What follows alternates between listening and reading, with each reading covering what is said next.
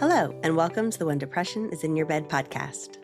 Have you ever noticed that the people whose love and support matter to you the most are often the very same people who have the most ability to hurt your feelings? Not because they're trying to, not because they're a bad partner, not because they're a bad person, but because when someone matters deeply to us, moments of disconnection can touch us in very old and very tender places. This week, I experienced exactly that with Ben, and it led me to some very important reflections about connection, belonging, and what happens when the person who feels like your person doesn't react the way you're hoping that they will.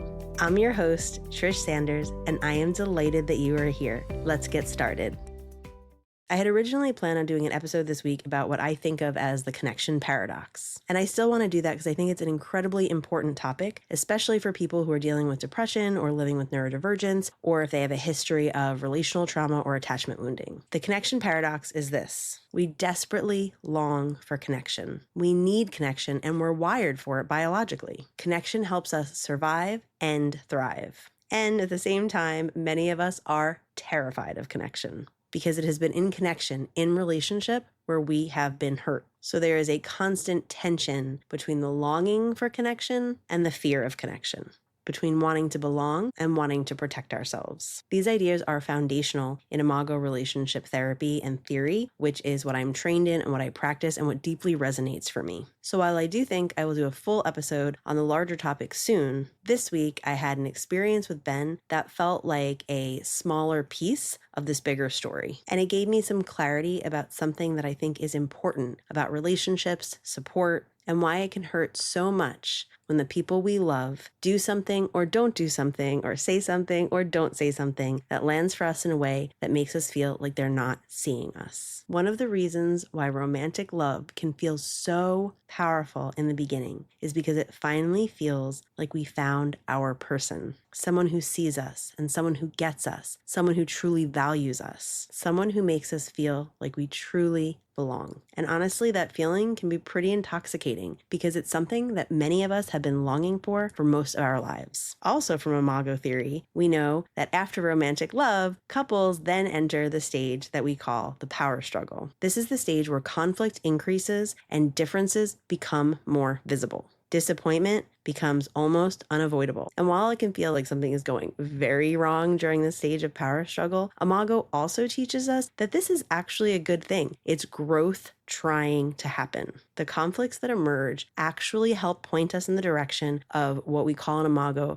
the unfinished business of our childhood. So the old stuff that we're still carrying. And this week, I got a glimpse into what I'm obviously still carrying at the bottom of some of my old baggage. The last several months have been an incredibly exciting season for me, and especially the last few weeks, something so exciting is happening, and I'm developing something for my coaching program, which you will hear much more about very soon, so stay tuned. But I have been feeling so incredibly energized and excited about all that's going on and how everything's coming together. Ideas have been flowing, and it has been feeling like puzzle piece after puzzle piece is just connecting, and the whole picture that I have been building for over a year is becoming more and more clear. And I have been genuinely thrilled. And so I've been sharing some of this excitement with people that I'm really close to. And one of the responses I got back in particular wasn't negative. Actually, it was valuable and thoughtful feedback. But the way that I experienced it was that it skipped over the celebratory feeling that I was very much feeling, and it moved right into the areas where things could improve. And honestly, in that particular moment, that kind of stung. And Ben and I were out to dinner, and I shared with him the response that I had gotten. And his response was something like, I don't think that that was so negative, and I wouldn't make such a big deal over that. And I immediately felt hurt, and I shared with him that I didn't feel supported. And it very quickly became a rupture. A key thing in this situation is that Ben was not actually wrong. The feedback was not negative, and his comment wasn't intended to hurt me. And as I've talked about in recent episodes, intention and impact are not the same thing.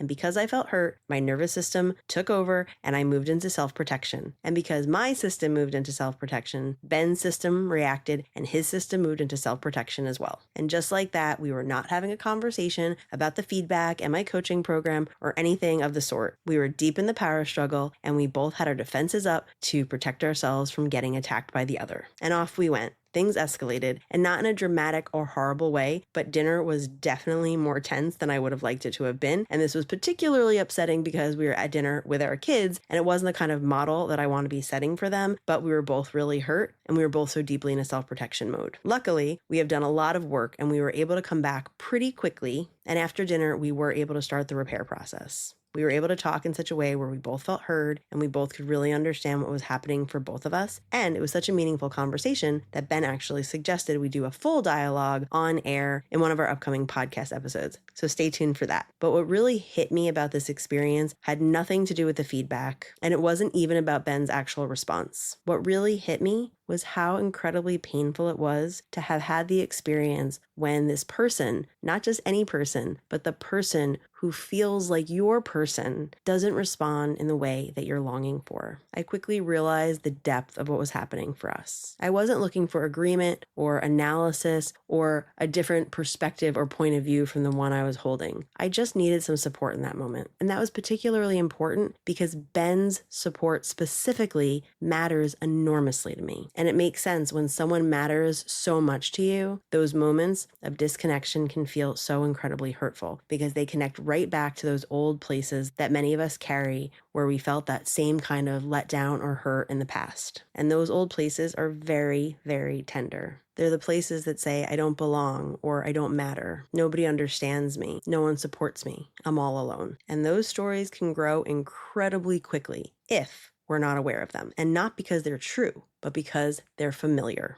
One of the most important things that I said to Ben in our conversation after dinner that was probably the most helpful was that I told him I wasn't upset because of what he had said specifically or that he didn't agree with how the particular message that I received landed. It had nothing to do with that. I told him that I was upset because his support specifically is what matters so much to me. And support does not mean agreement. And because he matters so much to me, him responding in a way that helped me feel seen was so valuable. And when I didn't get that, that was what hurt. And when I shared that with him, everything shifted because I wasn't criticizing him. I wasn't attacking him. I was telling him how important he was to me. I was sharing the vulnerable feelings that were actually underneath everything that was going on for me. And that was something he was truly able to hear. So if you find yourself feeling hurt by something your partner did or said, or perhaps didn't do or didn't say, I encourage you to think about what deeper questions may be underlying what you're feeling. In addition to thinking, why am I so upset? Try thinking about, what am I truly longing for right now? Because often under frustration, criticism, defensiveness, and disappointment is actually a true human desire, which is often connected to an earlier experience. The need to feel seen or safe or supported, or the need to feel valued, connected, and that we belong. And sometimes just naming that deeper, vulnerable need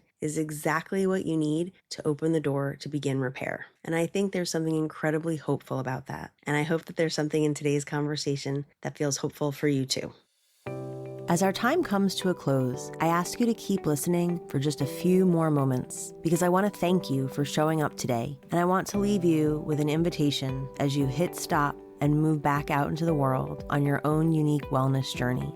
In order to move from where you are today to the place where you want to be, the path may seem long or unclear or unknown. And I want you to know that if that seems scary or daunting or downright terrifying or anything else, that is totally okay. Know that you do not have to create the whole way all at once. We don't travel a whole journey in one stride. And that is why my invitation to you today is to take a step, just one. Any type, any size, in any direction. It can be an external step that can be observed or measured, or it could be a step you visualize taking in your mind. It can be a step towards action or towards rest or connection or self-care or whatever step makes sense to you.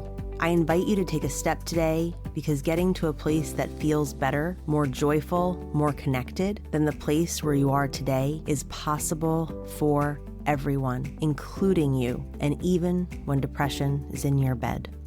If today's episode resonated with you, please subscribe so you can be notified when each weekly episode gets released. I encourage you to leave a review and reach out to me on social media at trish.sanders.lcsw. Your feedback, will help guide future episodes, and I love hearing from you. Also, please share this podcast with anyone who you think may be interested or who may get something from what I have shared. Until the next time we connect, take care of yourself and take a step.